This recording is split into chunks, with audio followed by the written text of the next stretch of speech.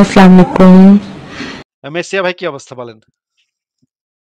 এই তো আসিফ ভাই ভালো আছি। আশা করি আপনিও ভালো আছেন। অনেকদিন যাবত আপনাকে দেখিনি লাইভে, তাই ভাবলাম একটু যুক্ত হই। আর একটা বিশেষ কারণও আছে। ওই দাওয়াইজের ব্যাপারে নিয়ে কিছু কথা বলতে চেয়েছিলাম। তো আপনি বলছিলেন আপনার আচ্ছা। লাইভে একদিন যুক্ত হইতে, তাই আজকে একটু সময় পাবেন, যুক্ত হয়ে গেলাম আসিফ ভাই। বলেন। হ্যাঁ, বলেন তাহলে। না আসিফ ভাই, আমি দাওয়াইজ ব্যাপারে তো অনেক শুনলাম, তো আমি একটু কিউরিয়াসিটি ছিলাম যে আসলে তারা আহ, তারা তো যুক্তি নিয়ে অনেক কথা বলে, যুক্তি দিয়ে যেমন বিভিন্ন রকমের আর্গুমেন্ট দিচ্ছে। তো এই আর্গুমেন্ট গুলো আসলে দিচ্ছে, তারা তো আসলে ইসলাম নিয়ে কথা বলতেছে না, তারা বলতেছে বিভিন্ন দার্শনিক পয়েন্ট অফ ভিউ থেকে ইসলামকে সত্য হিসেবে প্রমাণ করার চেষ্টা করতেছে। তো আমি ভাবলাম যে তারা এত যৌক্তিক, তাহলে যুক্তি দিয়ে কথা বলে, যুক্তির ব্যাপারটা ইসলামে কোথায় আছে, কোথায় ইসলামে কোন রেফারেন্স থেকে ওনারা বলতে চেষ্টা করতেছে যে যেহেতু ইসলামে যুক্তিতে কথা বলছে তারা, এই জন্য তাদের কথাটা ভ্যালিড। তো আমি স্বাভাবিক, আমরা তো মানে জানি যে ইসলামে ইসলামে তো যুক্তির কোনো যুক্তি দিয়ে ইসলামকে প্রমাণ করাটা তো নিষিদ্ধ। এটা মানে যুক্তি দিয়ে আবার ইসলামকে প্রমাণ কেউ করতে যাবে কিভাবে? এটা তো ইসলামের আকীদার সাথেই মেলে না। সেটাই ইসলামের যুক্তির ব্যাপারে কোথায় বলা আছে এরকম কোনো সরাসরি রেফারেন্স আছে কিনা, সেটাই আমি তাদের কাছ থেকে চাইছিলাম। তো আমি ভাবছিলাম তারা হয়তো অনেক রেফারেন্স দিয়ে কথা বলে, তাদের অনেক নাম ডাক মুমিন সমাজে, যে যাও ওইখানে গিয়ে তাদেরকে হারাই দিয়ে আসো, দেখি তোমাদের কি। তো আমি চেষ্টা করলাম যে আমি মানে প্রথম কথা হচ্ছে, হ্যাঁ তারা হচ্ছে মানে অন্যান্য যে চুনাগে যে স্টেজ আছে বা অন্যান্য যেগুলো প্ল্যাটফর্ম গুলো আছে ওইখানে গালিগালাজটা এখানে ওরা করে না। বাট আদার দ্যান দ্যাট ওদের ওই দার্শনিক আর্গুমেন্টের বাইরে ইসলামের যে রেফারেন্স ব্যাপারটা, আমরা যেভাবে রেফারেন্স দিয়ে স্ক্রিনে দেখায় দেখায় একটা কথা বলি, একটা আর্গুমেন্ট, একটা পয়েন্ট মেক করি, তারা এরকম না, তারা তারা কি বুঝছে, তাদের কি আন্ডারস্ট্যান্ডিং, সেগুলো বলতেছে। তো হোয়াট এভার, আমি কি তাদেরকে জিজ্ঞেস করছি যে আসলে আপনাদের যে বলতেছেন, আপনাদের কি এরকম কোনো স্পষ্ট কোনো রেফারেন্স দেখাতে পারবেন কিনা ইসলামে, যে সরাসরি বলা হচ্ছে তোমরা যুক্তি তর্ক প্রমাণের ভিত্তিতে তোমরা ইসলামকে প্রতিষ্ঠা করো, এরকম কোনো রেফারেন্স দেখাতে পারবেন কিনা। তারা দেখাতে পারেনি, তারা কোরআন আচ্ছা, থেকে বিভিন্ন আয়াত দেখাচ্ছে। আমি একটা কথা জিজ্ঞেস করি মেসিয়া ভাই। আ তাদের পয়েন্টটা কি এটা যে ইসলাম যুক্তি তথ্য প্রমাণের উপর ভিত্তি করে ইসলামকে বিশ্বাস করতে হবে। এটা কি তাদের পয়েন্ট? জি, অফকোর্স। আচ্ছা। ঠিক আছে, তাহলে আমার ঠিক আছে, আমি এটা নিয়ে একটু পরে যাচ্ছি। এটা নিয়ে পরে আপনি বইলেন। কিন্তু আমার প্রশ্ন হচ্ছে যে তাদের যে বাচ্চা-কাচ্চা হইছে, তো তাদের তো কারোর বাচ্চা-কাচ্চা আছে, তাই না? জি। তাদের বাচ্চা-কাচ্চাকে কে তো তারা নিশ্চয়ই সমস্ত ধর্মগ্রন্থগুলো আইনা দিছে এবং যুক্তির বই এনে দিছে এবং তাদেরকে বলছে যে, "বাবারা তোমরা তো এখনো ছোট, তোমরা তো এখনো অপ্রাপ্তবয়স্ক, তোমাদের তো এখনো যুক্তি বুদ্ধি ডেভেলপ করে নাই। তোমাদের এখনই ইসলাম বিশ্বাস করতে হবে না বাবারা। তোমরা 18 বছর পর্যন্ত প্রাপ্তবয়স্ক হওয়া পর্যন্ত সময় নাও। এই নাও তোমাকে আমি সব ধর্মগ্রন্থ, অনেকগুলা ধর্মগ্রন্থ আইনা দিলাম।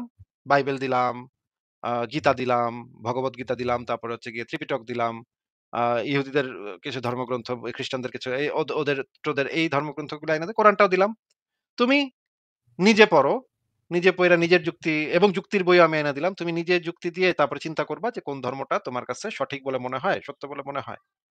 এরপরে তুমি নিজে সিদ্ধান্ত নাও বাবা। তোমার কাছে যদি মনে হয় ইহুদি ধর্মটা সত্য তাইলে তুমি ইহুদি ধর্ম গ্রহণ করো। তোমার কাছে যদি মনে হয় হিন্দু ধর্মটা সত্য তাইলে তুমি হিন্দু ধর্মটা গ্রহণ করো। তোমার কাছে যদি মনে হয় নাস্তিকতা সঠিক তাহলে তুমি নাস্তিক হয়ে যাও। কোন সমস্যা নেই। আমাদের পক্ষ থেকে কোন সমস্যা নেই বাবা। তুমি যুক্তি দিয়ে যেইটা সঠিক তোমার মনে হবে তুমি সেটাই বেছে নিবা। এই অপশনটা তো তারা নিশ্চয়ই তাদের সন্তানদেরকে দিচ্ছে। নাকি তারা ছোটকাল থেকে হাদিস অনুসারে বাচ্চারে পিটায়া নামাজ পড়তে পাঠাইতেছে? মেসিয়া ভাই একটু বলেন তো তারা কোনটা করতেছে? তারা তো ভাই অবশ্যই, তারা যেহেতু মনে করে যে তারা বুঝে গেছে ইসলামই একমাত্র সত্য ধর্ম, সেহেতু তারা তাদের সন্তানকে সেটাই শিখাচ্ছে, যদিও তাদের এখানে কোনো চয়েস নাই। তারা এখনো সেই বুঝটা বুঝে না, মানে কম্পেয়ার করার সময়টা তাদের এখন আসেনি, সেই জ্ঞানটুকু আসেনি। তাদেরকে অন্ধবিশ্বাসী করেই বড় করতেছে, যুক্তি তর্কের যুক্তি যুক্তি কিন্তু প্রমাণের কিন্তু মাথা খেয়ে হাদিসে তো ভাই তাদেরকে। বলা আছে, হাদিসে তো বলা আছে যে ৭ বছর বয়স থেকে যদি নামাজ না পড়ে তাইলে বিছানা আলাদা করে তাদেরকে করতে হবে, ধমক দিতে হবে এবং ১০ বছর বয়সে পিটাইতে হবে। যদি নামাজ না পড়ে। এটা তো হাদিসে মুহাম্মদ একদম সরাসরি বইলা দিছে। তাহলে ৭ বছর ১০ বছরে তো একজন মানুষের যুক্তি বুদ্ধি ডেভেলপ করে না। যুক্তি বুদ্ধি ডেভেলপ করার আগেই কেন তাদেরকে একটা ধর্মের দিকে ঠেলে দেওয়া হচ্ছে? সে তো এখনো ডিসিশনেই পৌঁছায় নাই। যুক্তি দিয়ে যদি এটাকে বিশ্বাস করতে হয়, মেসিয়া ভাই, এটা যদি যুক্তি দিয়ে বিশ্বাস করার মতো ধর্ম হয়ে থাকে, তাহলে তো অবশ্যই তাদের উচিত ছিল এই পদ্ধতি ফলো করা যে প্রাপ্তবয়স্ক হওয়া পর্যন্ত সন্তানের উপর কোনো ধর্ম চাপানো যাবে না। প্রাপ্তবয়স্ক হবে, নিজের যুক্তিবুদ্ধি খাটাইতে পারবে, তখন সে তার কাছে সমস্ত ধর্মগ্রন্থ আইনা দেওয়া হবে এবং যুক্তির বইও আইনা দেওয়া হবে। যুক্তি পড়ালেখা কইরা সে সমস্ত ধর্মগ্রন্থ এনালাইসিস কইরা তার যুক্তি দিয়ে সে সিদ্ধান্ত নিবে। এইটা তো নিশ্চয়ই তারা কখনোই করবে না। তারা তো তাদের পরিবারে এই প্র্যাকটিস কখনোই ফলো করবে না। এটা কি আপনি জিজ্ঞেস করছিলেন? না আসিফ ভাই, আমি এটা জিজ্ঞেস করি নাই যে তাদের ফ্যামিলি থেকে এই প্র্যাকটিসটা হচ্ছে কিনা। আমি তাদেরকে জাস্ট তাদের কাছ থেকে এই জিনিসটা আমি শোনার চেষ্টা করছি, বের করার চেষ্টা করছি যে আমি যেই পয়েন্ট বা আমি যে রেফারেন্স গুলো দিচ্ছি, আপনি কি আমাকে এরকম কোনো রেফারেন্স দিতে পারবেন কিনা যেখানে ইসলামে আল্লাহ রসুল বাদ দিলাম, কোনো ক্লাসিক্যাল স্কলার বা কোনো ইমাম সরাসরি বলছে যে যুক্তি তর্ক প্রমাণের ভিত্তিতে তোমরা ইসলাম প্রচার করো, ইসলামকে মেনে নাও, এরকম কোন একটা রেফারেন্স আপনি দিতে পারবেন কিনা? বরঞ্চ আমার কাছে রেফারেন্স আছে যেখানে সরাসরি বলছে ইমাম গাজ্জালি থেকে শুরু করে শাফি, মালিকি, ইমাম হাম্বল, ইমাম আবু ইউসুফ, তাদের সরাসরি রেফারেন্স আছে যে যুক্তি তর্ক বা ইসলাম শাস্ত্রে যুক্তিবিদ্যা বা মান্তেক এটা সরাসরি নিষেধ। তারা এখানে আমাকে কয়েকটা সরাসরি নিষেধ জিনিস এবং বলছে। জি আছে। এবং এবং আরো অনেক রেফারেন্স আছে। মুহাম্মদেরই অনেক রেফারেন্স আছে। আ যে হচ্ছে গিয়ে একবার এক ইহুদি জিজ্ঞেস করছিল যে, "আল্লাহ যদি সবকিছু সৃষ্টি করে থাকে, তাহলে আল্লাহকে কে সৃষ্টি করছে?" এই যে বেটা এই প্রশ্নটা করছে, সে বেটা ইহুদি পরিবার থেকে আসছে। কিন্তু সে বেটা নিজে একজন নাস্তিক ছিল। হ্যাঁ? প্রশ্ন শুনেই বোঝা যায় যে সে বেটা নিজে নাস্তিক ছিল। কিন্তু সে ইহুদি পরিবার থেকে আসছে। ইহুদি পরিবারে আমরা দেখছি যে ইহুদি পরিবারের বেশিরভাগ লোকজনই আসলে নাস্তিক পদেরই হয়। তারা এই ধর্মটার মত খুব একটা মানে না। কিছু পরিমাণ থাকে যারা অর্থোডক্স জিউস, তারা হচ্ছে গিয়ে একদম কট্টরভাবে নিজেদের ধর্মটাকে পালন করে। কিন্তু মেক্সিমাম যে ইহুদিরা তারা হচ্ছে সেকুলার বা তারা নাস্তিক। তো এই যে মুহাম্মদের জীবনে আবু বকরকে একবার জিজ্ঞেস করছিল যে, তোমার আল্লাহ তাইলে লোন চায় কেন? টাকা-পয়সা ধার চায় এক কেন? তো রাবাই, কোরআনে বলা আছে হ্যাঁ? হ্যাঁ, বলেন। এক হ্যাঁ, মেসিয়া ইহুদি ভাই ইহুদি এক রাবাই এর কাছে গেছে আবু বকর। হ্যাঁ, হ্যাঁ, হ্যাঁ। ইহুদি এক রাবাইয়ের কাছে গিয়ে তখন আবু বকর তাকে চড় মারছিল চর বাড়ছে। সে এই তো আর প্রশ্নগুলো। যুক্তি দিয়ে বুঝায় নাই তাকে, তাই না? সে যুক্তি দিয়ে তো তাকে বুঝায় নাই। হ্যাঁ, মোহাম্মদ একবার দেখলো যে ওমর তাওরাত পড়তেছে। হ্যাঁ? তাওরাতের একটা পাতা পড়তেছে। তাওরাতের পাতা দেখে মোহাম্মদ এমন চেঁচাচ্ছেছে, এমন লাল-টাল হয়ে গেছে, এমন চেঁচাচ্ছেছে যে সে এখনই মাইরা বসে ওমরে। তখন ওমর আর কি তখন ওমরকে জিজ্ঞেস করছে, "তুমি এই কোরআন রাইখা তুমি কেন এই তাওরাত পড়তে গেছো?" মানে তাওরাত পইড়া দেখে যে সে যে একটু কম্পেয়ার করবে, যাচাই করবে যে তাওরাতটাও তো সত্য হইতে পারে। হইতে পারে মোহাম্মদ মিথ্যা, তাওরাতটা সত্য, তাওরাতই আসল সত্য লুকায়িত আছে। এটা তো মোহাম্মদ অ্যালাও করে নাই। মোহাম্মদ তো এই জিনিসটাকে সম্পূর্ণভাবে রাইগা-মাইগা খেপে গেছে। আ তাহলে তো তাহলে তো হইল না। তাদের ধর্মটা কিভাবে যুক্তির উপরে প্রতিষ্ঠিত হইল? আমি তো বুঝতেছি না। আর বিশ্বাস কিভাবে যুক্তির উপর প্রতিষ্ঠিত হয়? আচ্ছা আমার প্রশ্ন মেসিয়া ভাই, আ পৃথিবীতে ৪,৫০০ ধর্ম আছে, তাই না? হ্যাঁ। তারা কি মনে করে শুধুমাত্র তাদের ধর্মটা যুক্তির উপর প্রতিষ্ঠিত নাকি তারা মনে করে ৪,৫০০ ধর্মের বিশ্বাসই যুক্তির উপর প্রতিষ্ঠিত? তারা অবশ্যই মনে করে তাদের ধর্মটাই যুক্তির উপর প্রতিষ্ঠিত।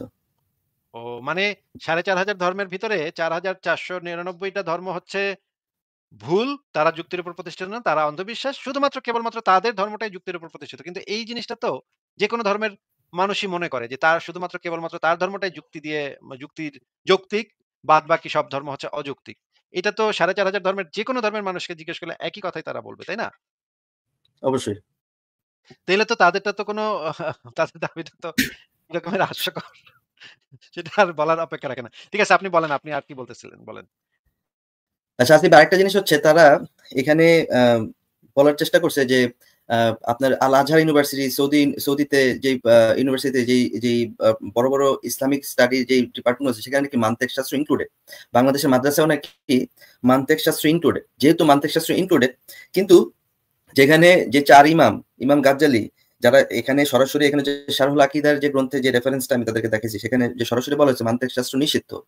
তো তারা এটার আর্গুমেন্ট হিসেবে আনছে কেন তাহলে এখনকার ইউনিভার্সিটির একাডেমিক স্ট্রাকচারে তাহলে তারা কেন এটা ইনক্লুড করছে? আমি তাদেরকে বলছি, দেখেন ডক্টর আবু বকর জাকারিয়া, যিনি আপনার ইসলামী শরিয়াতে পিএইচডি করে আসছে, যিনি এমফিল করছে, যিনি একজন ডক্টরেট, যিনি একজন কোরআনের তাফসির করছে, আ সে সেই লোকটা বাট নিজে ভাই, বলতেছে যে আপনার মেসে ভাই, মেসে ভাই একটা জিনিস। জি, শুকর তো হারাম, তাই না? শুকর হারাম না হ্যাঁ, ইসলামে? তো শুকরের কথা কোরআনে আছে না? হ্যাঁ, মদ খাওয়া তো হারাম, তাই না? হ্যাঁ, মদের কথা কোরআনে আছে না? হ্যাঁ। তাহলে ইসলামে তো এটা থাকবেই। কোনটা হারাম সেটা আইডেন্টিফাই করার জন্য ওই জিনিসটা থাকবে না? মান্তিক শাস্ত্র তো মানে মাদ্রাসার ভিতরে পড়ানো হয়। এটা জানানোর জন্য যে কোন জিনিসটা হারাম তোমরা এই ধরনের চিন্তা ভাবনা থেকে দূরে থাকতে হবে তোমাদের। গ্রিক ফিলোসফি এটা হচ্ছে হারাম ইসলামে। এই জিনিসটা থেকে বিরত থাকতে হবে, এই জিনিসটা থেকে দূরে থাকতে হবে। এইটা জানার জন্য তো এই জিনিসটা সাবজেক্ট হিসেবে হারাম জিনিসটা তো ইসলামের একটা মানে পড়ালেখার বিষয়। এটা তো জানতে হবে তো আপনার কোনটা হারাম, কোনটা হালাল, কোনটা হারাম এটা তো জানতে হবে। তাইলে যদি পাঠ্যপুস্তকেও ইনক্লুডেড থাকা মানে তো এটা হালাল এটা হয় না ভাই। পাঠ্যপুস্তকে তো শুকরের কথা বলা আছে। কোরআনের ভিতরে শুকরের কথা বলা আছে, মদের কথা বলা আছে। তার মানে তো এটা না যে শুকরের কথা, মদের কথা কোরআনে থাকা মানে শুকর এবং মদ হালাল হয়ে গেল। ভাই কোন একটা জিনিস যদি মানে পড়ানো হয় তার মানে তো এটা না যে এটা হালাল হয়ে গেল ভাই। কি অদ্ভুত কথা। সবচেয়ে ইন্টারেস্টিং ব্যাপার আসিফ ভাই, সেটা হচ্ছে যখন আমি ডক্টর মোহাম্মদ আবু বকর জাকারিয়ার একটা প্রসঙ্গটা টান দিছি, তখন ওইখানে ওদের এখানে আরেকটা ছেলে ছিল নাজমুল, সে বলতেছে সে তো সারা জীবন নাকি সালাফদের মত পার্থক্য নিয়ে নাকি সে নাকি তর্ক বিতর্ক করছে, এবং সে তার এই ইয়াটা এটার সাথে যায় না, সে নিজেই তর্ক বিতর্ক করছে, তাহলে সে যুক্তি মানতে কিভাবে সে নিষেধ করে, এটা কিভাবে সে বলতে পারে?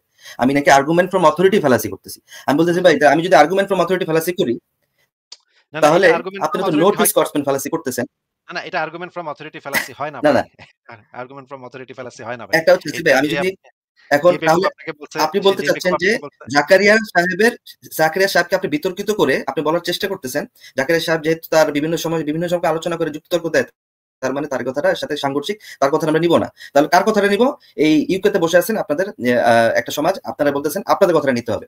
কেন ভাই মেসে ভাই, আপনাদের কথাটা কেন নিতে মেসে হবে? ভাই, মেসে ভাই আর্গুমেন্ট ফ্রম অথরিটি কখন ঘটে সেই জিনিসটা এই বেকুবগুলা জানে না দেখেই কথাটা বলছে। একদম সুনাহাগা লেভেলের বোঝাই যাচ্ছে। কথা শুনেই তাদের কথা যদি আমি শুনি নাই আপনার মুখ থেকে শুনতেছি। কিন্তু এইখানে আবু বকর জাকারিয়ার রেফারেন্স আনার পর যদি আপনাকে এটা বলে থাকে যে এটা এইখানে আর্গুমেন্ট ফ্রম অথরিটি হইছে, তাহলে তো একটা একদম লোয়ার লেভেলের চুনাহাগা মুমিন, এটা তারা সবগুলা লোয়ার লেভেলের চুনাহাগা মুমিন, এটা স্পষ্ট বোঝা যাচ্ছে। আপনাকে আমি এই জিনিসটা আগে একটু ক্লিয়ার করি দর্শকদের জন্য যে এইখানে কেন আর্গুমেন্ট ফ্রম অথরিটি ফ্যালাসি এখানে ঘটে না। কারণ হচ্ছে মনে করেন যে আমি বললাম যে বাইবেলে এই জিনিসটা লেখা আছে। এখন আপনি বললেন বাইবেলে যে লেখা আছে সেটা আমারে দেখান তো। আমি বাইবেল থেকে আইনা আপনাকে দেখাইলাম যে হ্যাঁ, বাইবেলে এই জিনিসটাই লেখা আছে। এখন বাইবেলটাকে তো আমি অথরিটি হিসেবে যদি আপনি যদি এখন বলেন এটা আর্গুমেন্ট ফ্রম অথরিটি হইছে। ভাই আপনি তো বাইবেল থেকে দেখাইলেন। বাইবেলকে অথরিটি ধইরা আমাকে এখান থেকে রেফারেন্স দেখাইলেন। না রে ভাই এখানে বাইবেলকে এখানে অথরিটি ধরতে হবে। কারণ বাইবেলের থেকেই আমি রেফারেন্সটা দিচ্ছি। এটা এখানে বাইবেলই অথরিটি। হ্যাঁ? এইখানে একদম পরিষ্কারভাবে বাইবেল অথরিটি এবং বাইবেল থেকেই আমার এই জিনিসটা দেখাইতে হবে। কোরআন থেকেও যদি আমি একটা ভার্স বলি, আপনি যদি বলেন দেখেন কোরআনে কোথায় এটা লেখা আছে, কোরআন থেকে যদি আমি আপনাকে বের করে দেখাই এবং প্রখ্যাত অনুবাদকদের অনুবাদ থেকে দেখাই, আপনি যদি বলেন যে ভাই আপনি তো আর্গুমেন্ট ফ্রম অথরিটি করলেন, এই বাদককে অথরিটি ধরে আপনি তো এটা ইয়া করলেন, এই অনুবাদককে অথরিটি ভাই এইগুলা হইতেছে একেবারে চুনাহাগা লেভেলের মুমিন। আর্গুমেন্ট ফ্রম অথরিটি তখন হয় যখন আমি শুধুমাত্র কোনো একজন অথরিটেটিভ ফিগারের বক্তব্যকে, নিজস্ব ব্যক্তিগত মতামত বা নিজস্ব ব্যক্তিগত চিন্তাকে আমি যুক্তি হিসেবে উপস্থাপন করি, তখন আর্গুমেন্ট ফ্রম অথরিটি হয়। যেমন আমি যদি বলি কলিমুদ্দিন নামক একজন পদার্থবিজ্ঞানের হেড অফ দ্য ডিপার্টমেন্ট আছে। সে মা কালীর পূজা করে। না কলিমুদ্দিন না, মানে মনে করেন তার নাম হইতেছে গণেশ। হিন্দু নাম দিলাম গণেশ। সে মা কালীর পূজা করে। মা কালীর পূজা করলে তার শরীর মা মা সে মনে করে মা কালীর পূজা করলে তার ভালো হয়। এখন এইখানে যদি আমি বলি যে সে যেহেতু মা কালী এত বড় বিজ্ঞানী, এত বড় পণ্ডিত, এত বড় পদার্থবিজ্ঞানের টিচার, সে যেহেতু মা কালীর পূজা করে, সেহেতু মা কালীর পূজাতে নিশ্চয়ই ভালো কিছু না কিছু হয়। এইটাকে যদি আমি তাকে যদি আমি একটা অথরিটি হিসেবে উপস্থাপন করি, কোন যুক্তি প্রমাণ ছাড়াই, অন্য কোন দলিল ছাড়া যদি আমি শুধুমাত্র তার এই নিজস্ব ব্যক্তিগত ধর্ম বিশ্বাসকে যদি আমি অথরিটি হিসেবে তার যে ফিল্ডে সে যেই সুনাম অর্জন করছে, তার যে ফিজিক্সের যে ফিল্ডে সে যেই সম্মান অর্জন করছে, সেইটাকে কাজে লাগায় যদি তার ব্যক্তিগত বিশ্বাসটাকে যদি আমি আ তার যে তার মানে একাডেমিক কোয়ালিফিকেশনটাকে ব্যবহার করি তার ব্যক্তিগত বিশ্বাসকে প্রমাণ করার জন্য অন্য কোনো প্রমাণ না দিয়ে, সেই সময়ে আর্গুমেন্ট ফ্রম অথরিটি ফ্যালাসি ঘটে। যে গণেশ মিয়া এত বড় বিজ্ঞানী, সে মা কালীর পূজা করে, সুতরাং মা কালীর পূজা করলে উপকার হয়। এটা যদি আর্গুমেন্ট হয়, এইখানে আর্গুমেন্ট ফ্রম অথরিটি ঘটে। কিন্তু যদি এরকম ঘটে যে সেই গণেশ মিয়া সে যেই ফিল্ডে কাজ করতেছে, সে মনে করেন কোয়ান্টাম ফিজিক্সে কাজ করতেছে। সে কোয়ান্টাম ফিজিক্সের উপর একটা রিসার্চ আর্টিকেল লিখছে যে কোয়ান্টাম ফিজিক্স অনুসারে এটা। ক, খ, গ। হ্যাঁ? আমি যদি সে যেহেতু এই ফিল্ডের একজন প্রখ্যাত ব্যক্তি, এই ফিল্ডে একজন পড়ালেখা করা ব্যক্তি এবং তিনি যখন তার রিসার্চ পেপারটা এই বিষয়ে লিখছে, সে একজন আ আ সে এই বিষয়ে একটা পিএইচডি ডিগ্রি আছে তার। সে আসলেই এই বিষয়ের উপর একজন অথরিটি। সে যখন তার যুক্তি প্রমাণ দিয়ে একটা থিসিস পেপার লিখছে, সেই পেপারটাকে আমি যেকোনো জায়গাতে একটা অথরিটি হিসেবে ব্যবহার করতে পারি। কারণ তার এই বিষয়ে নলেজ আছে। সে এই বিষয়ে সার্টিফাইড। সে যদি এই বিষয়ে সার্টিফাইড হয় তাহলে তার বক্তব্যটাকে অথরিটি হিসেবে উপস্থাপন করাটাই যৌক্তিক, রেফারেন্স হিসেবে ব্যবহার করাটাই যৌক্তিক। ডক্টর আবু বকর জাকারিয়া মদিনা বিশ্ববিদ্যালয়ের অত্যন্ত গুরুত্বপূর্ণ একজন ছাত্র। সে বাংলাদেশ থেকে সামান্য কিছু মানুষ মদিনা বিশ্ববিদ্যালয় থেকে পিএইচডি করার সুযোগ পাইছে। তার ভিতরে ডক্টর আব্দুল্লাহ জাহাঙ্গীর একজন, ডক্টর আবু বকর জাকারিয়া আরেকজন। এরকমের কয়েকজন মানুষ শুধুমাত্র এই সুযোগটা পাইছে। যারা অত্যন্ত মেধাবী তাদের ফিল্ডে, তাদের জগতে, তার জগতে তারা মেধাবী মানুষ। এই বিষয়ে কোনো সন্দেহ নাই যে তাদের ফিল্ডে তারা এক্সপার্ট। আমরা তো এই জিনিসটা সবসময় বলি ডক্টর আবু বকর জাকারিয়া, আব্দুল্লাহ জাহাঙ্গীর তারা তাদের ফিল্ডে এক্সপার্ট, তাদের ফিল্ডে তাদের এক্সপার্টিস আছে। এই কারণেই তো তাদের মানে রেফারেন্স গুলা আমরা আমরা ব্যবহার করি। কিন্তু এখন যদি কেউ বলে যে তারটা ব্যবহার করছেন কেন, আর্গুমেন্ট ফ্রম অথরিটি হইতেছে, এইটা তো ভাই একদম লোয়ার লেভেলের চুনাহাগা। এই টাইপের লোয়ার লেভেলের চুনাহাগার সাথে তো কথাই বলতে যাওয়া মানে ঠিক না মেসিয়া ভাই। ভাই এরা হচ্ছে প্রচন্ড ডিসঅনেস্ট। আমি তাদেরকে বলছি আপনি রেফারেন্সটা দেখান, বা আমি যেটা বের করছি সেটা আপনার স্ক্রিনেই দেখান। বলছে না, না দেখানো লাগবে না, আমাদের স্ক্রিনে আমরা দেখাই না, আমি দেখাচ্ছি, আপনাকে বুঝাচ্ছি। আমি বলতেছি যে ভাই আমি ডক্টর মোহাম্মদ আবু বকর জাকারিয়া কি রেফারেন্স থেকে নিব, নাকি আপনি কি বলছেন তার থেকে রেফারেন্সটা নিব? কারণ আপনি তো ইসলামের স্পোক পারসন, মানে যে আপনি কি সার্টিফাইড, আপনি যে পড়াশোনা করছেন সেটাতে আমি কেন আপনাকে আমি আস্থা রাখবো যে আপনি যেটা বলছেন সেটাই ট্রু, জাকারিয়া যেটা বলছেন সেটা সম্পূর্ণ মিথ্যা? যেহেতু আর্গুমেন্টের খাতিরে আপনার সাথে এটা ক্ল্যাশ করতেছে, আপনি এখন জাকারিয়াকে আপনি ডিনাই করতেছেন, কিন্তু এটা আপনি কি ইসলামের যে অথেন্টিক সোর্স থেকে কথা বলতেছেন, এটা আমি কিভাবে নিব? জাকারিয়া সাহেব সে যখন একটা কথা বলছে এবং সে তো পড়াশোনা করছে, তার কথাটা তো বেশি ভ্যালিড, আপনার কথাটা তো আমি নিব না, কারণ আপনি তো সরাসরি কোনো কোরআন বা হাদিস থেকে সরাসরি কোনো রেফারেন্স দেখাতে পারতেছেন না। যে আচ্ছা মেসিয়া মানুষের ভাই, আমার আমার আরো একটা প্রশ্ন আছে আপনাকে, আমার আরো একটা প্রশ্ন আছে যে মানুষের যে ইয়া মনে করেন এই যে তারা যে আগের পয়েন্টটাতে আমি আবার একটু ফেরত যাই। এটা নিয়ে আরেকটা প্রশ্ন আমি ভুলে গেছিলাম। যে তারা যদি এটা বলে থাকে যে যুক্তি ইসলামকে বিশ্বাস করতে হবে যুক্তি তথ্য প্রমাণ দিয়ে। এটাই কি তারা বলছে নাকি? হ্যাঁ, হ্যাঁ। তাহলে মনে করেন কারোর বুদ্ধি তার শুদ্ধি তো আসলে বেশি তাদের থাকে। কথা হচ্ছে, তারা কয়েকটা আয়াত দেখাইছে, তোমরা কি দেখো না, অমুক তমুক আমি বানাইছি, অমুক তমুক আমি করছি, আরে ভাই এটা তোমরা তো যুক্তি দিয়ে চিন্তা করো না। এটা তো এটা মিন কথা না। এটা ভাই যেকোনো একটা কমন সেন্স আলা মানুষ বললে এটা তো সব ধর্মগ্রন্থেই এই ধরনের কথাবার্তা বলা আছে। তোমরা কি জানো না আমি এটা করেছি? তোমরা কি বোঝো না? এই যে দেখো কত সুন্দর নদী বয়ে যাচ্ছে।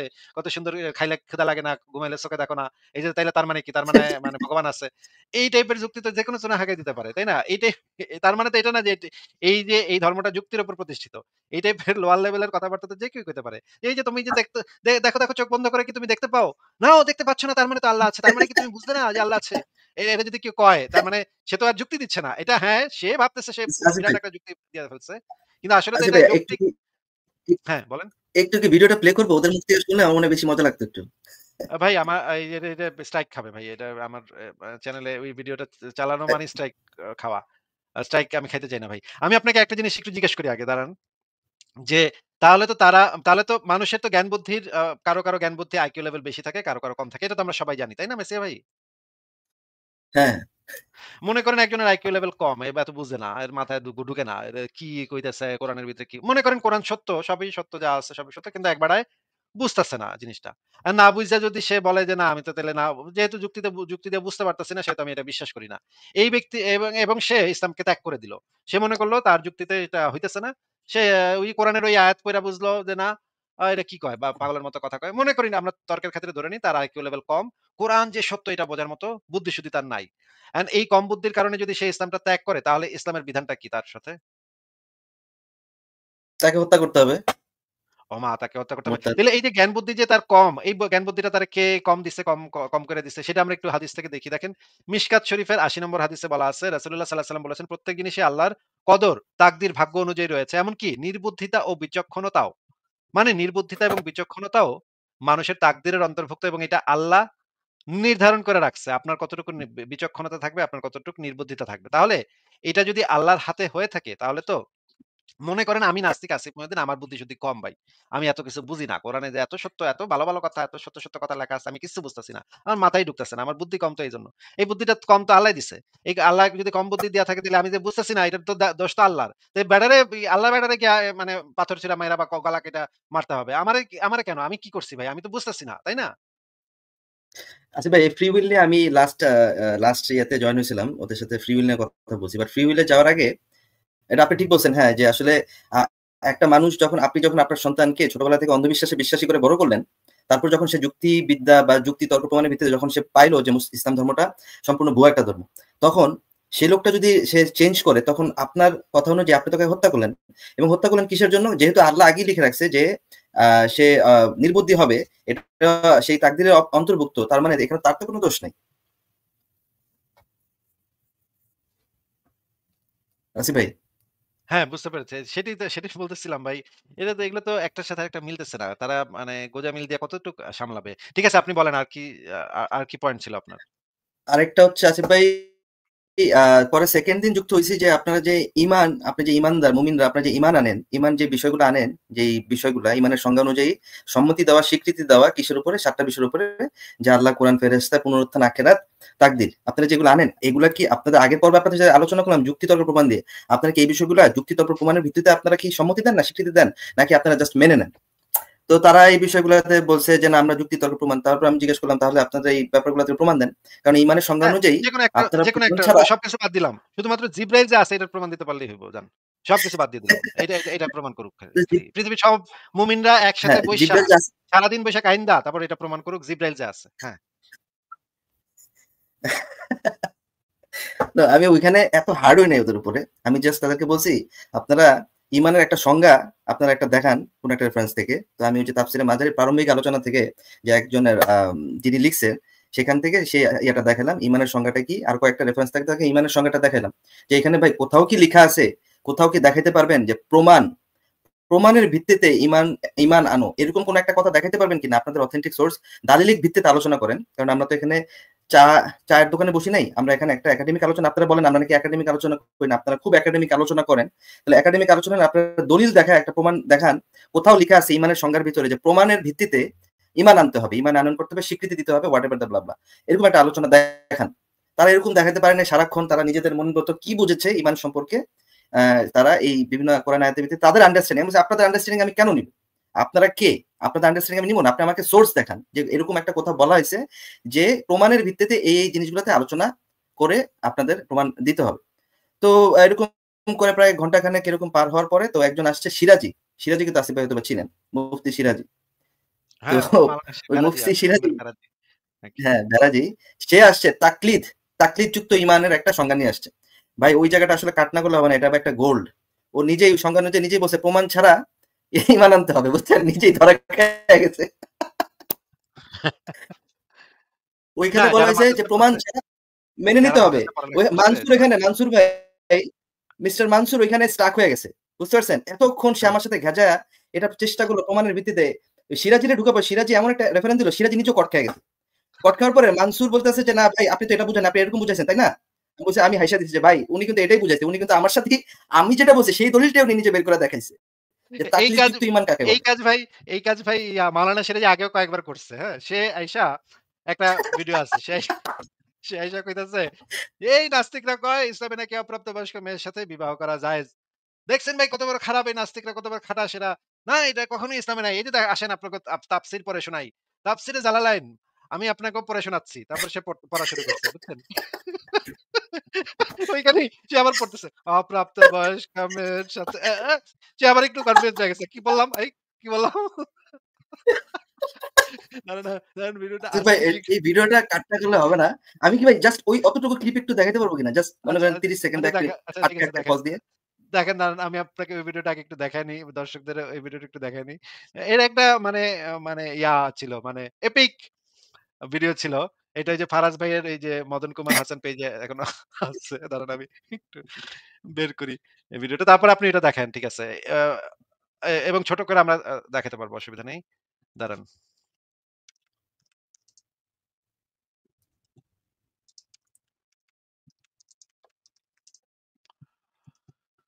আমি একটু বের করতেছি ভেরাজির এই ভিডিওটা। এরকম অনেকগুলা জায়গাতেই সে এই ধরনের একটা ম্যাসাকার করে ফেলাইছে।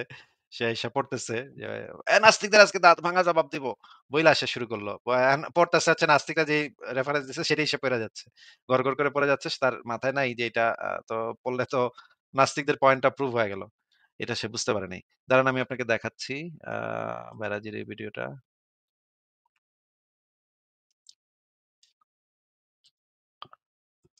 আচ্ছা, আপনিও বের করতে থাকেন। ইয়া ভাই আপনিও বের করতে থাকেন। আমিও বের করতে থাকি। আসিফ ভাই আমারটা বের করাই আছে। আচ্ছা তাইলে আপনারটাই আগে দেখি তাইলে দেখান আপনি। শেয়ার দেন।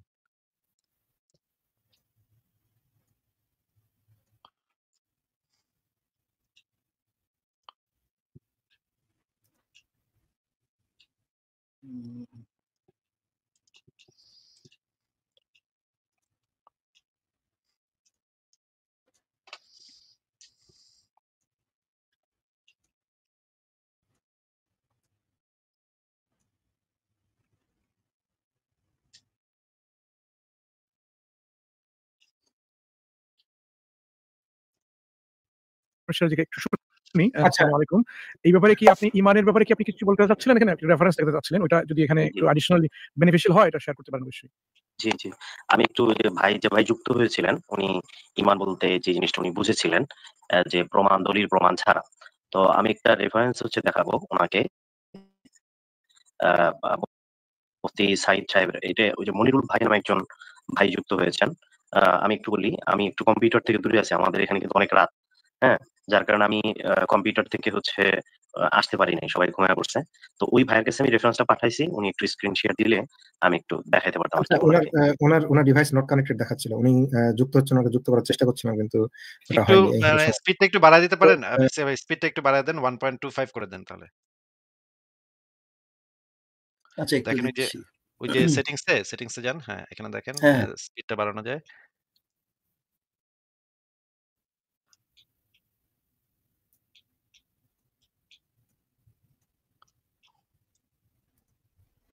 উনি কি আছেন এখন যুক্ত দেখতে পাচ্ছেন?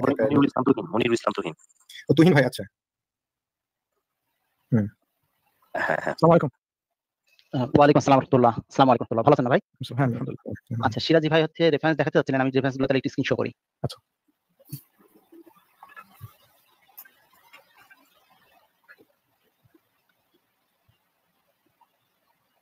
জি সিরাজি ভাই, এটা দেখেন। প্রথম পেজটা আরকি। আচ্ছা, এটা কি প্রথম পেজ কিনা আপনি এটা আগে নিশ্চিত করেন। এটা প্রথম পেজ? না, 97 নম্বর পৃষ্ঠা। একটু পজ দিয়ে নিয়ে আসি ভাই নাকি? হ্যাঁ, হ্যাঁ, আপনি একটু সামনে ১-১০ সেকেন্ড সামনে চলে যান। এভাবে করেন তাইলে আর কেউ স্ট্রাইক দিবে না। স্ট্রাইক দিতে পারবে না আরকি। হ্যাঁ, ছেড়ে ৯৭ দেন তো। লেখাটা কোথায় আছে সেটা আমিও খুঁজে পাইনি। এটা ৯৯। আচ্ছা না, এটা ৯৯ ডান। এটা বোধহয় ৯৭ হবে। এইটা 97 নম্বর পেজ। হ্যাঁ, উপরের দিকে যান, উপরে। না, এটা ৯৮ লেখা আছে। তার উপরে উপরে 97। আচ্ছা, হ্যাঁ, এই ঠিক হ্যাঁ, আছে। আমাদের সমাজে নাস্তিকরা, এবং আমি যে নাস্তিকদের বই পড়েছি সেখানেও এই নাস্তিকরা এই ভুলটাই করেছে, এবং যে ভাই এখানে এসে যুক্ত হয়েছেন উনিও ওই সমস্ত বই পড়েই মূলত এই ধরনের ধারণা ইসলামের প্রতি ওনার জন্মেছে বলে আমি মনে করি। আমাদের ধারণা ভুল হতে পারে। তো এখানে বিষয়টা হচ্ছে ঈমান হলো দুই প্রকার। একটা হচ্ছে তাকলিদ যুক্ত ঈমান, আর একটা হচ্ছে গায়রে তাকলিদি ঈমান। অর্থাৎ এখানে দেখেন লেখা আছে, আর এই বইটা কে লিখছেন এটা আমি একটু বলে দিই। এই বইটা লিখছেন হচ্ছে হাটহাজারী মাদ্রাসার আকীদা সংক্রান্ত বিষয়ে জনপ্রিয় একটি বই। ঈমান এবং আকীদা, আপনারা যারা দর্শকরা মনে হয় অনেকেই বইটা পড়েছেন, এবং খুব জনপ্রিয় একটা বই এবং খুব গ্রহণযোগ্য একটা বই। মানে আমি যে যে দলিলবিহীন, এ ব্যাপারে কি বলছেন? নিজে বুঝে শুনে ও দলিল জেনে ঈমান আনাকে বলা হয় তাকলিদ মুক্ত ঈমান। আরেকটা দেখেন, একটু নিচে নামেন। আচ্ছা, ইয়া ভাই একটু পজ দেন। অন্যের মেসিয়া ভাই, দলিলযুক্ত আর যুক্তিযুক্ত এই ২ টা তো আলাদা জিনিস, তাই না? মেসিয়া ভাই? মেসিয়া ভাই কি হ্যাঁ, শুনতে হ্যাঁ, পাচ্ছেন? অবশ্যই। দলিল মানে হচ্ছে, ইসলামের ক্ষেত্রে দলিল মানে হচ্ছে নবীর হাদিসে বা কোরআনে এই জিনিসটা আছে নাকি নাই, এটাকে ইসলামের পরিভাষাতে বলা হয় দালিলিক। এইটাকে ইসলামে ধরা হয় দলিল। মানে এইটা দ্বারা এটা থাকলেই মনে করেন আপনি কোনো একটা জিনিস প্রুফ করতে চাচ্ছেন।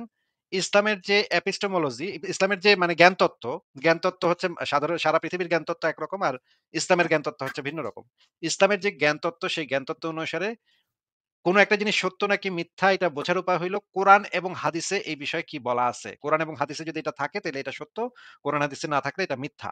আর মানে জ্ঞান তত্ত্ব মানে সাধারণ মানে আমাদের যারা মানে আ যারা ফিলোসফি পড়ে, যারা বিজ্ঞান পড়ে, বাদবাকি সমস্ত পৃথিবী, সমস্ত জ্ঞান জগৎ, তাদের যে জ্ঞান তত্ত্বের ভিত্তি হচ্ছে যে এই জিনিসটা, যে জিনিসটা আপনি দাবি করতেছেন সেটা যুক্তি, তথ্য, প্রমাণের উপর ভিত্তি করে আমরা কি সিদ্ধান্ত নিতে পারি এইটা সম্পর্কে। এটা হচ্ছে যাচাই করার ২ টা ভিন্ন পদ্ধতি।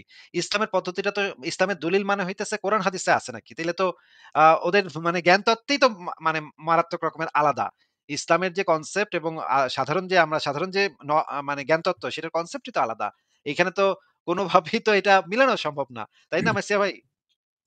এখানে আসিফ ভাই, এখানে বলা হচ্ছে যে দলিল ভিত্তিক মানে দলিল আছে কি নাই। ওইখানে যদি থাকে আকাশে জিন উড়াফেরা করে, তাহলে এটাই মেনে নিতে হবে, এটাই হচ্ছে ঈমান। এখানে বলে নাই যে যুক্তি কথাটা উল্লেখ করে দেয় নেই যে যুক্তি দিয়ে জ্ঞানের ভিত্তিতে মেনে নিতে হবে, এই কথাটা নাই। তার মানে এখন যুক্তি যদি বা সেটা প্রমাণের সত্য কথা হয় বলা তাহলে নাই। হিন্দু ধর্মে, হ্যাঁ, ইসলামের যদি এখন প্রমাণ হিন্দু বলতে ধর্মকে জাতিগত, প্রমাণ বলতে বোঝায় কোরআন হাদিস এটা আছে নাকি, তাই না? এটা তো ইসলামের হ্যাঁ, ক্ষেত্রে প্রমাণ। এটা তো ইসলামের কনটেক্সটে এটা একটা এভিডেন্স যে কোরআনের এই যে কোরআনের আয়াতে এটা লেখা আছে, এটা হচ্ছে ইসলামের কনটেক্সটে একটা প্রমাণ। কিন্তু বাদবাকি সারা পৃথিবীর কাছে এটাকে তো কোনো প্রমাণ হিসেবে তারা গণ্য করবে না। যে কোরআনে লেখা আছে তো কি হইছে? এটা তো লেখা থাকতেই পারে, আমরা কি করব ভাই? প্রমাণ দাও। তোমার ওই যে এখন যদি একজন এসে বলে জিব্রাইল আছে। এখন যদি কয় ভাই জিব্রাইল আছে এটার প্রমাণ কি? যদি কয় ভাই আমাকেও কোরআন হাদিসে আছে লেখা আছে জিব্রাইলের কথা। ভাই কোরআন হাদিসে লেখা থাকলে তো সেটাকে প্রমাণ হিসেবে সারা পৃথিবীর কেউ গ্রহণ করবে না যে কোরআন হাদিসে জিব্রাইলের কথা লেখা আছে, সুতরাং এটা প্রমাণ।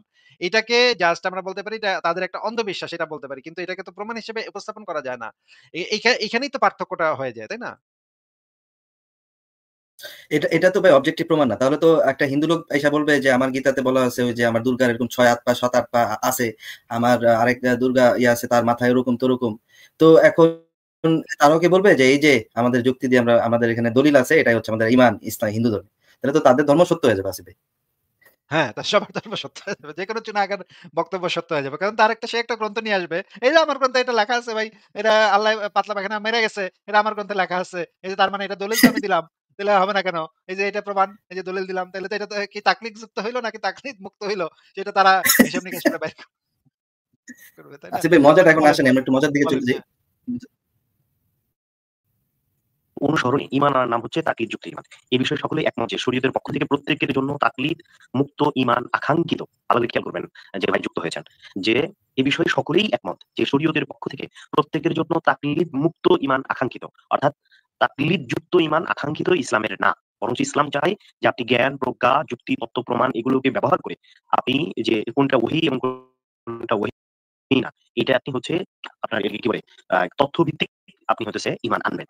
আর হ্যাঁ, এটা ঠিক যে তাকলিদ মুক্ত ঈমান এটাও হচ্ছে যেটা হচ্ছে তাকলিদ যুক্ত ঈমান, এটাও ইসলামে গ্রহণযোগ্য। এই ব্যাপারে আমি একটু যে খতিব বাগদাদির যে ইমাম শাফি, খতিব বাগদাদি শাফির রাহমাতুল্লাহ যে একটা বক্তব্য আছে, ওটা একটু বাংলাটা একটু দেখা দেন। নিচে আচ্ছা, আসেন তার একটু। মানে এখান থেকে আমরা কি বুঝলাম? আচ্ছা, একটু আরেকটু পজ নিচে দেন আসেন। ভাই, মেসিয়া ভাই। আগের কথাটা থেকে আমরা কি বুঝলাম যে আ আ আপনি কি বুঝলেন সেটা বলেন আগে। এখানে সে বুঝাইতে চাইছে তাকলিদ যুক্ত ঈমান হচ্ছে যে আপনার যে দলিল ভিত্তিক যে ওইগুলা দেখে এই জিনিসটাতে মেনে নেওয়া হচ্ছে আপনার তাকলিদ যুক্ত ঈমান, দলিলের ভিত্তিতে। এখানে আচ্ছা। তাহলে ওই তাকলিদ মুক্ত ঈমান বৈধ নয়, এটাই তো দলিলের লেখা ছিল। ভিত্তিতে জিনিসটা,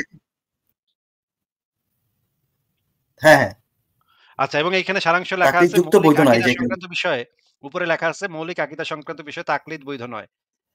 তার মানে কি? তার মানে হচ্ছে যে মৌলিক মানে বেসিক যে আকীদাগুলো আছে সেই বিষয়ে তাকলিদ বৈধ নয়। যেমন ধরেন যে আল্লাহর উপরে বিশ্বাস, ফেরেশতা উপরে বিশ্বাস, আপনার নবী রাসূলের উপরে বিশ্বাস, এগুলোর জন্য কোনো তাকলিদ দরকার নেই। আচ্ছা, ঠিক আছে। দেখান তাহলে পরের দেখান।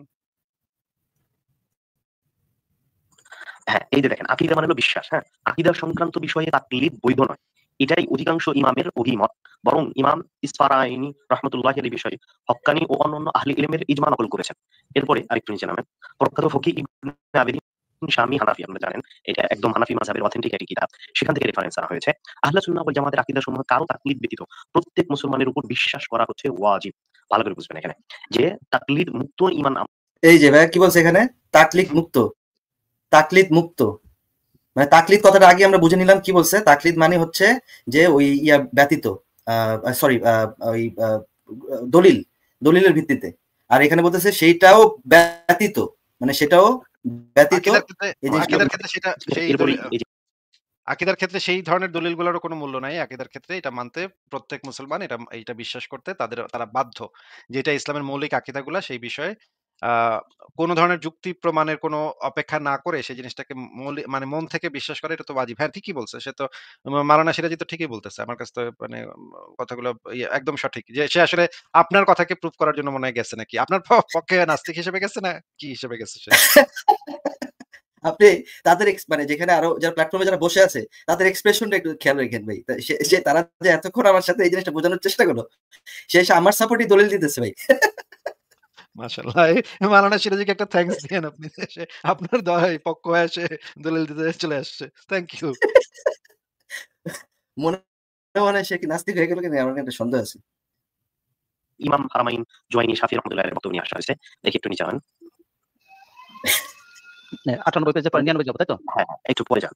আচ্ছা, উপরে ইমাম গাজ্জালী রহমাতুল্লাহের একটা বক্তব্য আছে, ওটা একটু দেখানো প্রয়োজন। 99 যে পেজে আমরা ভাই আছে কথা।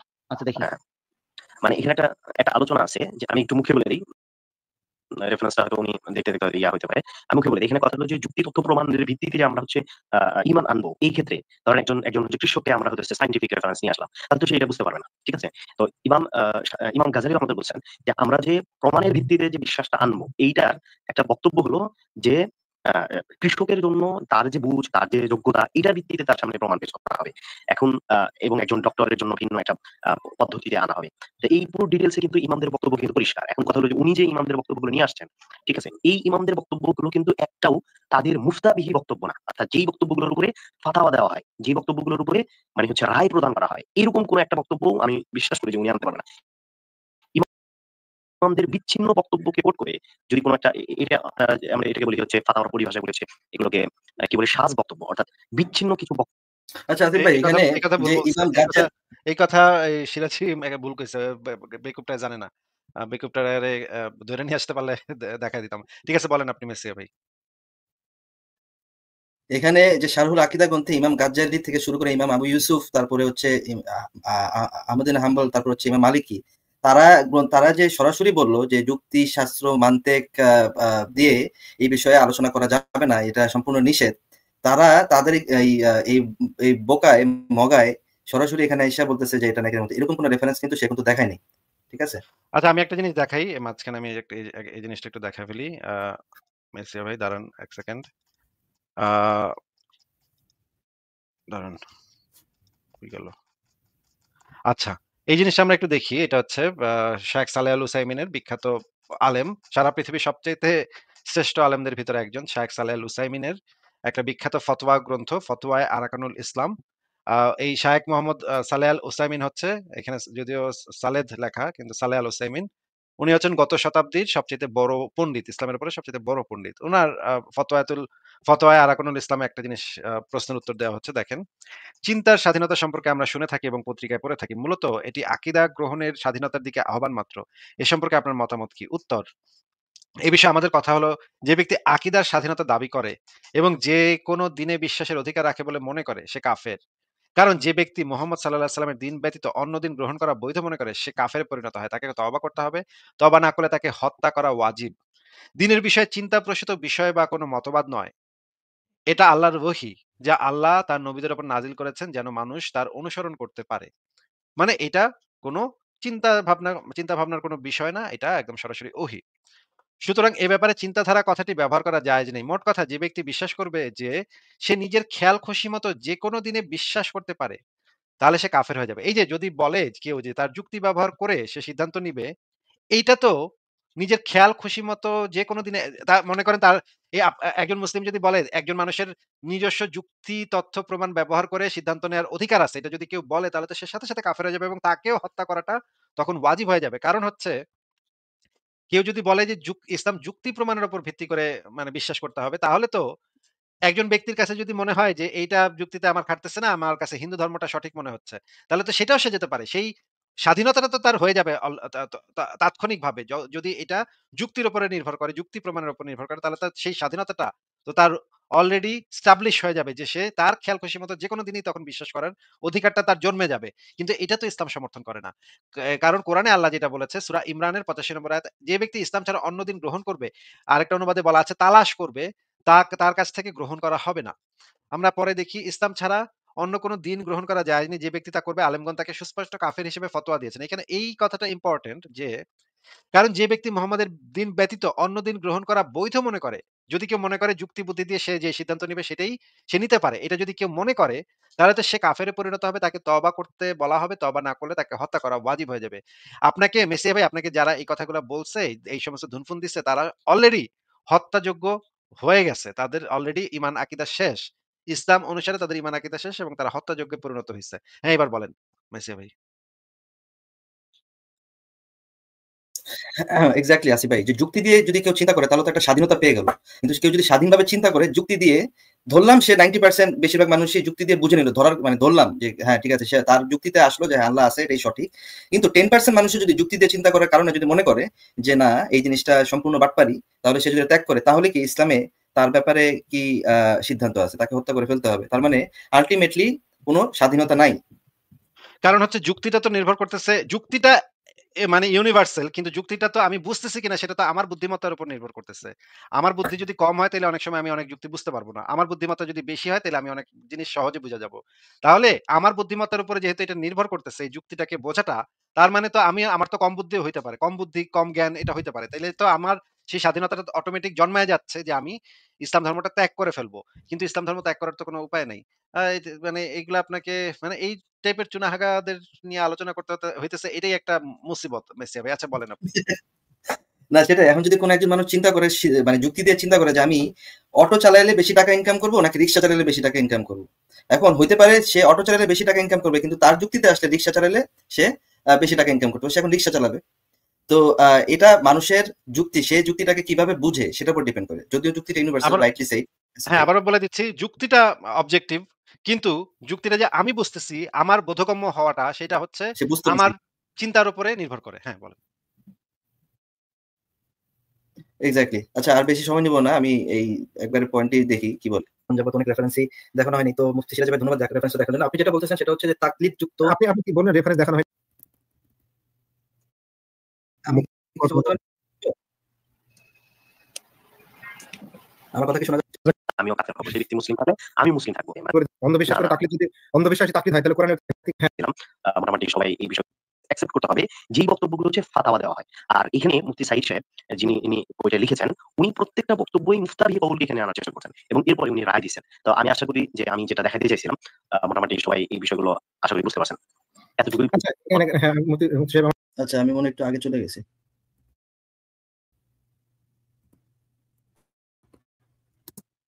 এটা আমরা এটাকে বলি হচ্ছে ফাতাওয়ার পরিভাষায় বলেছে এগুলোকে কি বলে সাজ বক্তব্য, অর্থাৎ বিচ্ছিন্ন কিছু বক্তব্য ভিত্তিতে, মানে বক্তব্য অনেকগুলো থাকতে পারে, এগুলো একটা ফিকহি একটা হচ্ছে বক্তব্য। তো ইমামদের বক্তব্য বিভিন্ন ধরনের থাকতে পারে, কিন্তু আমাদের ওই বক্তব্যটাকে অ্যাকসেপ্ট করতে হবে যেই বক্তব্যগুলো হচ্ছে ফাতাওয়া দেওয়া হয়। আর এখানে মুফতি সাঈদ সাহেব যিনি ইনি বইটা লিখেছেন, উনি প্রত্যেকটা বক্তব্যই মুফতারি কওলকে এখানে আনার চেষ্টা করছেন এবং এরপরে উনি রায় দিয়েছেন। তো আমি আশা করি যে আমি যেটা দেখাতে চাইছিলাম, মোটামুটি সবাই এই বিষয়গুলো আশা করি বুঝতে পারছেন। আচ্ছা আমার এখানে একটা প্রশ্ন ছিল, যেটা হলো যে ওখানে যে তাকলিদ যুক্ত যে ইমান, সেখানেও কিন্তু যে ব্যক্তিকে তাকলিদ করা হবে, অনুসরণ করে করা হবে, সেক্ষেত্রে তো তাকে মিনিমাম প্রমাণের ভিত্তিতে একটা ব্যক্তির উপর বিশ্বাস করতে হবে, তাই না? নাহলে অন্ধভাবে তো বিশ্বাস করে না। অন্ধবিশ্বাস করে তাকলিদ, যদি অন্ধবিশ্বাসী তাকলিদ হয় তাহলে কোরআনের সূরা ওই যে বনী ইসরাঈলের যে আয়াতটা দেখেন সেটা বিপরীতে চলে যাবে, তাই না? যে চোখ কান দিয়ে যদি কেউ কোনো ব্যক্তির উপর বিশ্বাসের ভিত্তিতে, মানে দলিল প্রমাণ ছাড়া কোনো, মানে সেই ব্যক্তি কাফের হলে আমিও কাফের হবো, সেই ব্যক্তি মুসলিম হলে আমি মুসলিম থাকবো, এমন অবস্থায় যদি কেউ আমার কাছে বিশ্বাস করে তাহলে সে তার এই ঈমানটা গ্রহণযোগ্যই হবে না, সে কাফের হয়ে যাবে। ঠিক আছে, জাযাকাল্লাহ খাইরান এই তথ্যটা শেয়ার করার জন্য। প্রাইমারি অথবা সেকেন্ডারি মানে আমি কিছু বলতে পারি? আচ্ছা মেসিয়া ভাই, আপনার কি দেখানো শেষ হয়েছে? আমার কথা কি শোনা যাচ্ছে? বলতে পারেন। না আসিফ ভাই, এই যে মেইন পয়েন্টটা এখানে আসলে স্টেজে অনেক মানুষ হয়ে গেছে এখন। ঠিক আছে, এই সিরাজি ভাই কিছু রেফারেন্স নিয়ে আসছে, খুব ভালো কথা, রেফারেন্স নিয়ে আসছে। এতক্ষণ যাবত অনেক রেফারেন্সই দেখানো হয়নি, তো মুফতি সিরাজি ভাই ধন্যবাদ রেফারেন্স দেখার জন্য। আপনি যেটা বলতেছেন সেটা হচ্ছে যে তাকলিদ যুক্ত, আপনি কি বললেন রেফারেন্স দেখানো হয়নি, এটা কিন্তু মধ্যে মধ্যে আপনি 5 লাইন এরকম করে দিচ্ছেন। আমি কি দেখাচ্ছি ভাই? আমি কতগুলো রেফারেন্স দেখলাম যেখানে এরকম 5 লাইন দিলে কিন্তু আমি কেন বললাম পার্সোনাল লাইন, ওই যে 5 লাইন দিচ্ছেন আপনি, 5 লাইন দিচ্ছেন মিষ্টি ছুরি মর মতো মিষ্টি ছুরি দিয়ে দিচ্ছেন মধ্যে মধ্যে। আচ্ছা মেসা ভাই, আপনাকে কি আমরা রেফারেন্স দিছি না? ঠিক আছে, সিরাজ ভাই রেফারেন্স দিয়েছেন সেটা ঠিক আছে, ওটা তো বলুন, কিন্তু তার জন্য আমাদেরকে আমরা রেফারেন্স নিয়ে কথাটা কেন বললেন? সবাই রেফারেন্স দিয়েছে, বিষয়টা আমি একটু আমার কাছে যেগুলো ছিল সেগুলো হচ্ছে আমি পেশ করছি। সেটা ঠিক আছে। তো সিরাজি ভাই আপনি যেই দলিলটা নিয়ে আসেন তাকলিদ যুক্ত বলতে কি বোঝায় একটু বলেন তো ভাই? অর্থাৎ তাকলিদ যুক্ত বলতে কোনো প্রমাণ লাগবে না আর কি। প্রমাণ লাগবে না, সরাসরি প্রমাণ, কিন্তু ব্যক্তির উপরে নির্ভর, মানে ব্যক্তির কাছ থেকে কোনো প্রমাণ চাইছে না, বা মানে সরাসরি মানে কোনো দলিল প্রমাণ এগুলোর কোনো প্রয়োজন নেই। ভুলভাল বলতেছে মেসিয়া ভাই, একটু থামান। এই যে এই সারোয়ার নামক যে ব্যক্তি, এও ভুল বলতেছে। সিরাজি মূলত সঠিক কথা বলতেছে। এই সারোয়ার নামক ব্যক্তি এসে কিছুই জানে না। আপনাকে আমি তাকলিদ মানে যে জিনিসটা, তাকলিদ শব্দটার যে আবিধানিক অর্থ এবং তাকলিদের যে বিধান, সেই বিধানটা আমি আপনাকে বের করে এখনই দেখাবো, একটু পরে দেখাবো। আমি একটু বলে নিই আগে। তাকলিদ জিনিসটা হচ্ছে যে বিনা প্রমাণে কারো কথা, কারো বক্তব্য মেনে নেয়া। এটাকে বলা হয় তাকলিদ। বিনা প্রমাণে কারো কথাকে মেনে নেয়া, এটা হচ্ছে তাকলিদ। এখন ইসলামের কনটেক্সটে বিনা প্রমাণে, যেমন ধরেন ইমাম আবু হানিফার একটা বক্তব্য, বা কোন একজন ইমাম আলেমের একজন ফতোয়া দেয়া একজন মুফতির একটা বক্তব্য বিনা প্রমাণে সেই জিনিসটাকে তাকলিদ করা, মুকাল্লিদ যাকে বলে, মানে হচ্ছে কি আপনি আপনাকে দেখবেন অনেক সময় এরা এসে অনেক মুসলিমকে আরেকজন এসে গালি দিবে, "এই তুই তো মুকাল্লিদ হয়ে গেছস।" সে হচ্ছে ইমাম আবু হানিফার হয়তো তাকলিদ করছে, সেই কারণে তাকে মুকাল্লিদ বলতেছে। এই শব্দটা হচ্ছে যে সে বিনা প্রমাণে ইমাম আবু হানিফাকে মাইনে নিচ্ছে। এই কারণে আরেক মুসলমান এসে তাকে মুকাল্লিদ বলে গালি দিতেছে। এই তাকলিদ মানে হচ্ছে সেই ব্যক্তি বিনা প্রমাণে সেই ব্যক্তি মানে ইমাম আবু হানিফার কথা মাইনে নিচ্ছে, বিশ্বাস করে নিচ্ছে। এটাকে তাকলিদ বলে। কিন্তু ইসলামের বিধান হচ্ছে কারো কথা তাকলিদ করা যাবে না। শুধুমাত্র নবী মুহাম্মদের কথাকে, একমাত্র নবী মুহাম্মদের কথাকে তাকলিদ করতে হবে। তারা মুসলিমরা অনেক জায়গায় দেখবেন আপনি মুসলিমরা গর্ব করে বলবে, "আমি শুধুমাত্র তাকলিদ করি নবী মুহাম্মদের। আর কাউরে তাকলিদ করি না।